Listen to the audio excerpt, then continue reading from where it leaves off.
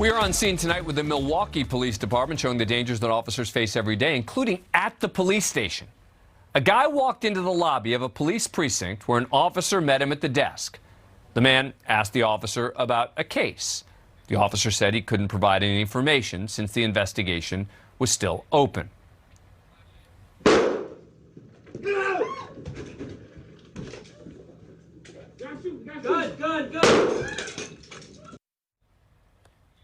Darian Parker Bell pulled out a gun and fired into the floor. The officer ducked for cover as the other people in the lobby ran into another room. As the officer stood up to see where the gunman was standing, Parker Bell fired a shot at the officer, shattering a glass divider.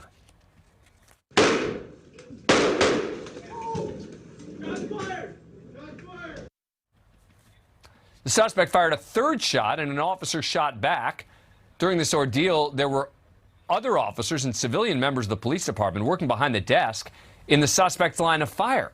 Fortunately, none of them were hurt. The suspect ran away into a residential neighborhood where police chased him. Drop the gun! Drop the gun! Nice 7-0. Shots fired! Shots fired! Drop the gun! Drop the gun!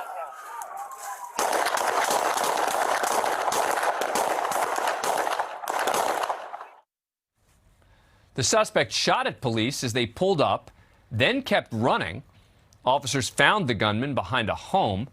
As police gave commands for the suspect to drop the gun, he pointed the weapon at them. An officer shot. Police then gave the suspect first aid. They found the gun, a .40 caliber Smith & Wesson semi-automatic pistol. Parker Bell survived his injuries.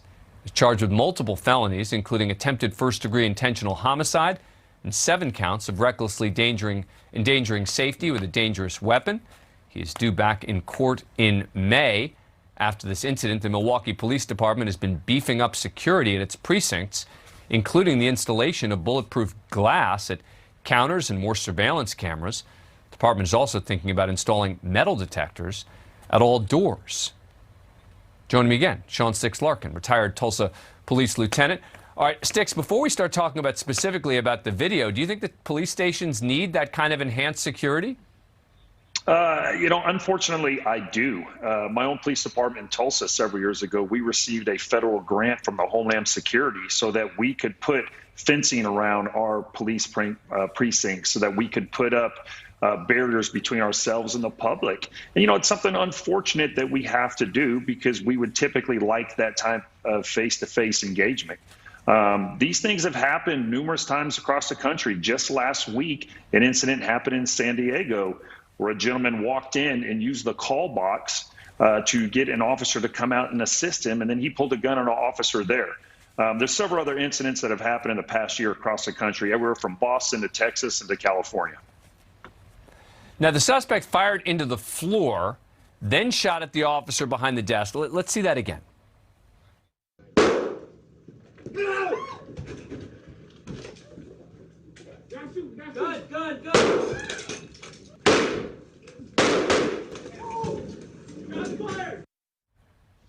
An officer returned fire, and then the suspect ran. I mean, initially, I was thinking that this is a suspect who maybe should have wanted to die at the hands of police.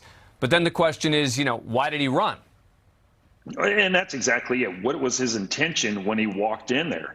And I'm just guessing. He was there to try to ambush a police officer, and the officers that are working, the public that are in there as well, were all very fortunate.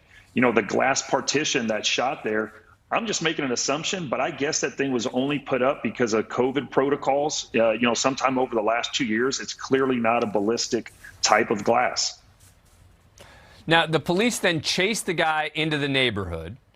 He fires at officers who then shoot the suspect as he apparently raises the weapon at them. Again, now we're in another dangerous situation because now you're in a neighborhood which is residential.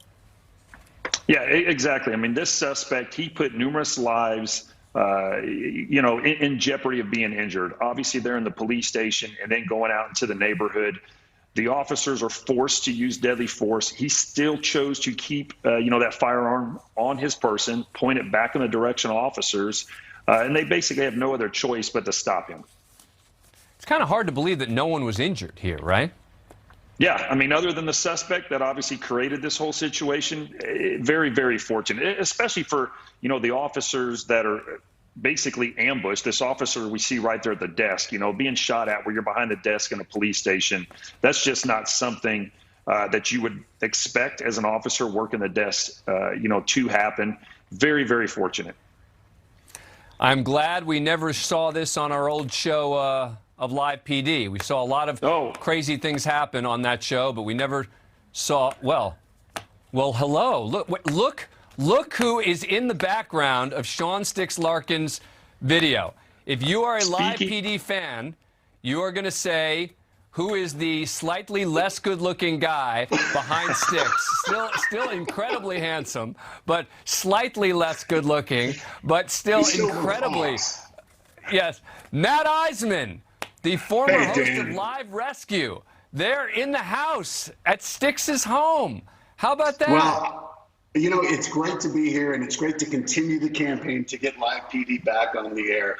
And people need to see what police go through, and no show better highlighted it than Live PD when you got to see just what these interactions are like and spend time watching fine people who used to serve like Sticks, but who are still out there keeping us safe. Wow. As people like to say, who knew that you guys hang out?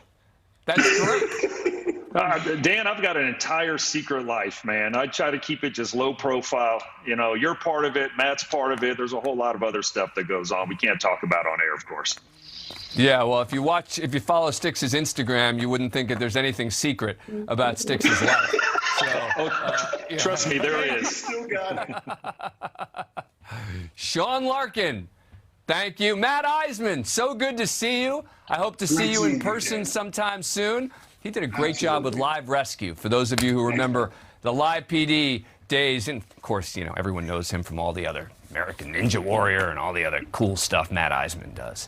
Thank you for watching. Click the red subscribe button below so you can get more of NewsNation's fact-driven, unbiased coverage.